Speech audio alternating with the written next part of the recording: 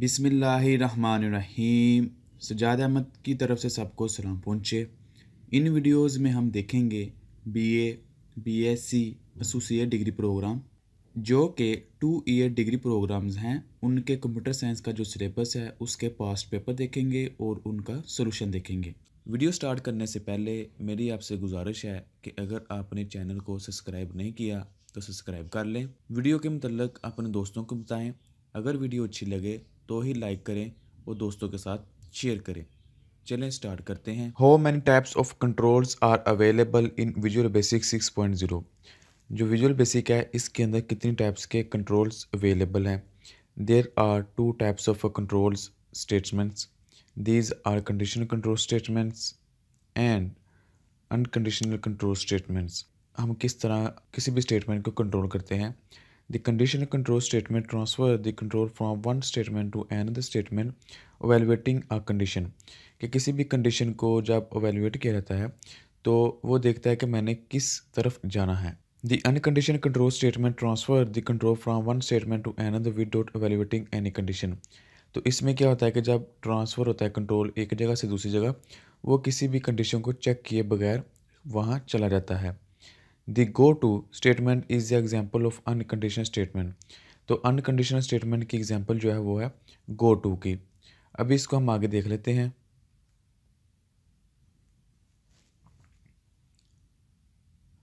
Go to statement में क्या होता है। This statement is use to transfer the control from one statement to another statement unconditionally. तो यानी कि अनकंडीशनली का मतलब है कि कोई भी कंडीशन के बगैर कंट्रोल जो है वो एक जगह से दूसरी जगह डायरेक्ट कंट्रोल ट्रांसफ़र हो जाता है। यानी कि आप सीधा कह सकते हैं कि इस जगह पे चले जाओ बगैर कोई कंडीशन चेक किए। तो उसके अलावा जो दूसरा कंट्रोल है वो conditional control statement. Conditional control statement में क्या है कि इसके अंदर कंडीशन को चेक किया जाता है कि आया कि कंडीशन ट्रू है। अगर ट्रू हो तो फिर ए आगे कंट्रोल जाएगा। The conditional control statement in visual basic are broadly divided into 2 following categories: selection structure, loop structure. तो इसको दो हिस्सों में क्या डिवाइड किया है, एक सिलेक्शन स्ट्रक्चर में और एक लूप स्ट्रक्चर में। सिलेक्शन स्ट्रक्चर में क्या आता है, the control structure that select or statement या set of statement for execution after testing condition are called selection structures. तो इसमें क्या होता है कि वो कंडीशन को चेक करने के बाद आगे चलता है। इसकी एग्जांपल क्या रहा है कि there are 3 type of selection structure: if then else, select case. तो इसके 3 आगे टाइप हैं। पहली क्या है, इफ़ देन स्ट्रक्चर। ये हमने ऑलरेडी देखा हुआ है कि इफ़ स्टेटमेंट हम कब लगाते हैं। उसके बाद इफ़ देन एल्स स्ट्रक्चर भी हमने देखा हुआ है कि ये किस तरह वर्क करता है। और जो उसकी तीसरी टाइप है nested if then else structure, ये भी हमने देखा हुआ है। नेस्टेड का मतलब होता है कि इफ़ के अंदर फिर इफ़। फॉर एग्जांपल इधर आप देखें, इफ़ कंडीशन है, इसके अंदर एल्स और एल्स के अंदर फिर एक इफ़ कंडीशन लगी हुई है और इसके अंदर फिर एल्स और इसके एल्स में फिर एक कंडीशन लगी हुई है। तो इस तरह एक इफ़ के अंदर फिर हम इफ़ लगाएं तो उसको हम कहते हैं नेस्टेड इफ़। दूसरी जो टाइप है वो है select case structure. Select case structure में क्या है कि if then else structure is a manageable cases where 1 या 2 condition are to be tested. कह रहा है जब हमने 2 या 2-3 या 1-2 कंडीशन को चेक करना हो तो फिर ये ठीक है। लेकिन अगर हमारे पास ज़्यादा कंडीशन आ जाए तो हम क्या करते हैं, हम सिलेक्ट केस स्ट्रक्चर यूज़ करते हैं।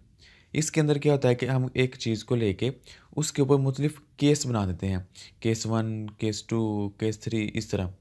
तो उस किसी भी एक केस को ट्रू होने पे हम क्या कहते हैं, वो स्टेटमेंट को एग्जीक्यूट करवाते हैं।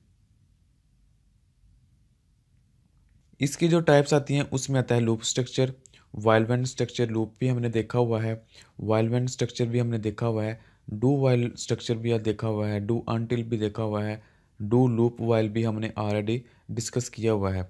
फॉर नेक्स्ट स्ट्रक्चर भी हमने ऑलरेडी पढ़ा हुआ है कि जिसके अंदर एक फॉर लूप लगाया और उसके अंदर फिर एक फॉर लूप लगा देता है। तो इस तरह हमने उनके सब ऑलरेडी ये सारी चीज़ें डिस्कस की हुई हैं। Write a program that inputs 2 positive number and display all even number between these 2 numbers। तो इसके अंदर कह रहा है कि कोई भी नंबर आउटपुट कर होंगे, यानी कि फर्स्ट नंबर, सेकंड नंबर, तो आपने उनके दरमियान बताना है कि जितने भी इवन है और फिर उनको डिस्प्ले करवाना है। तो ये सारी कोडिंग उस स्केल मतलब ही लिखी हुई है, आप इसको देख सकते हैं। तो नेक्स्ट प्रोग्राम क्या है, write a program that should take a positive number n input from the user and display such 3 numbers whose average is equal to n। तो कह रहा है कोई एक नंबर लेना है, तो फिर उसके मुताबिक वो कह रहा है कि 3 आपने ऐसा शो करवाना है कि जिनको हम जमा करें तो उसका एवरेज जो आता है वो ये वाला नंबर बने। तो उसके लिए आप ये कोडिंग देख सकते हैं, ये भी ऑलरेडी इधर लिखी हुई है और मैं वीडियो को शॉर्ट करने के लिए इसको जल्दी जल्दी गुजारने लगा हूँ। सेम इसी तरह कह रहा है baker announce the price of cake rupees इतनी पर pound for the current month, कि जो अभी मंथ चल रहा है उसके लिए उसकी इतनी प्राइस है यानी कि 200। He has also announce that the price of the similar cake will be increase by 2%, कि इसी केक की प्राइस जो है वो 2% इंक्रीज़ हो जाएगी ईच मंथ फॉर 4 मंथ्स, के हर मंथ में कि इसकी प्राइस इंक्रीज़ हो जाएगी और ये 4 आगे मंथ ऐसा ही चलता रहेगा। Write a program that uses a loop to display the projected rate of 123 pound cakes for the next 4 month.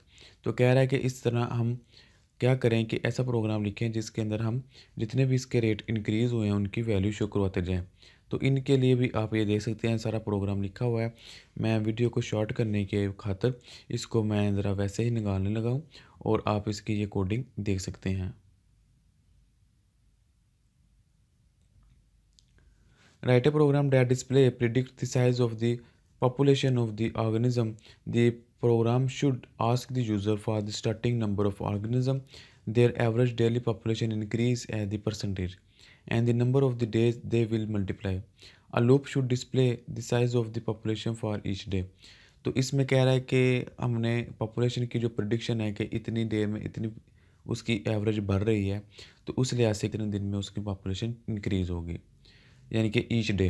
तो हर देर में उनकी कितनी पॉपुलेशन इंक्रीज़ होगी, तो जो फार्मूला ऊपर लिखा हुआ है और ये इसका आउटपुट है कि एक दिन में, 2 में, 3 में, 4 में, तो ये सारी उसकी वैल्यू भी आई हुई है। सेम इसी तरह ये भी प्रोग्राम है, एक क्रिकेट के हवाले से है, तो आप इसको भी देख सकते हैं। चूँकि मैं वीडियो को ज़रा शॉर्ट करने की कोशिश कर रहा हूँ, तो उसका ये सारा आउटपुट है यानी कि कितना भी जो उसका लिखा हुआ था और उसका ये सारा कोड है।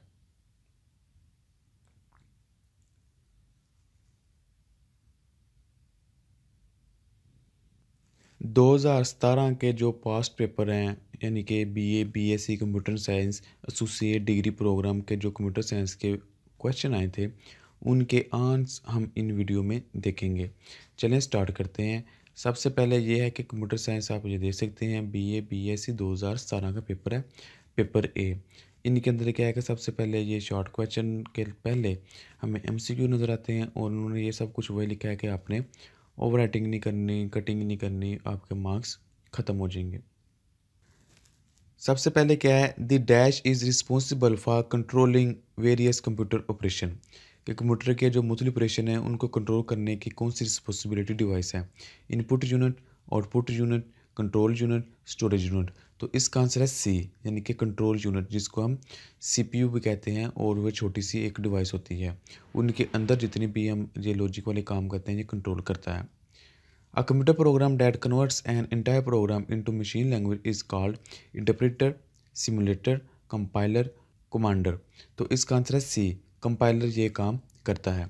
The dash is the measurement of the things such as fingerprints and retinal scans for use of security access, के सिक्योरिटी के लिए जो मुख्तलिफ चीज़ें इस्तेमाल की जाती हैं उसको हम क्या कहते हैं, biometrics, bio measurements, computer security, smart machinery. तो ये जो मेजरमेंट है ये बायो मेजरमेंट है यानी कि बायो या बायो मतलब इंसान का खुद का डाटा, तो आँख या उसकी जो फिंगरप्रिंट्स हैं उनका प्रिंट ले लिया जाता है। In a computer most of the processing take place in memory, RAM, motherboard, CPU. तो ज़्यादातर जो हमें प्रोसेसिंग होती है वो सीपीयू के अंदर ही होती है। ROM, ROM chip call dash contain permanently written data, instruction या information, memory cache, register, firmware, transistor. तो इसका आंसर है A. Optical disk store items by using laser beam, electron gun, magnetic beam, electric beam. तो इसका answer है ए, laser beam के ज़रिए ये काम करती है। Which of the following does not store data permanently. तो इनमें से ऐसा कौन सा है जो डाटा को परमानेंटली स्टोर नहीं करता। ROM, RAM, floppy disk, hard disk. तो रैम जो है वो परमानेंट स्टोर नहीं करता, जैसे लाइट बंद होती है डाटा फ्लैश हो जाता है। Computer have secondary storage device also known as register, luxury storage, RAM, cache storage. तो इसका आंसर है ए, यानी कि रजिस्टर जो होते हैं वो सेकेंडरी स्टोरेज होते हैं। A DVD is an example of dash, hard disk, optical disk, output device, solid state storage device। तो इसका आंसर है D. Track ball is an dash, input device, output device, software, programming language. तो ये एक input device है।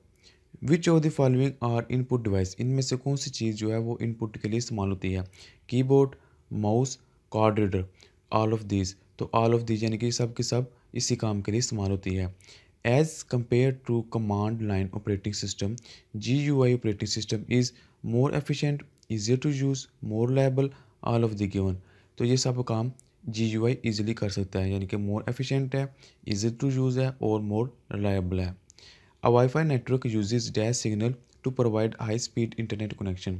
Radio signal, optical signal, ultraviolet signal, microwave signal. तो इसका answer है ए, रेडियो सिग्नल।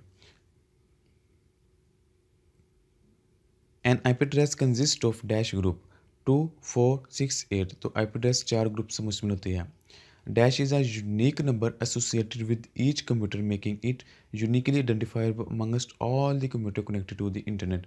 तो इनमें से ऐसी कौन सी चीज़ है जो एक कंप्यूटर को एक नेटवर्क के अंदर आइडेंटिफाई करती है? IP address, mac address, inode, none of above. तो इसका आंसर है ए, उसका IP एड्रेस वो इसको यूनिकली आइडेंटिफाई करवाती है बाकी जितने भी कंप्यूटर है नेटवर्किंग के अंदर उन सब से।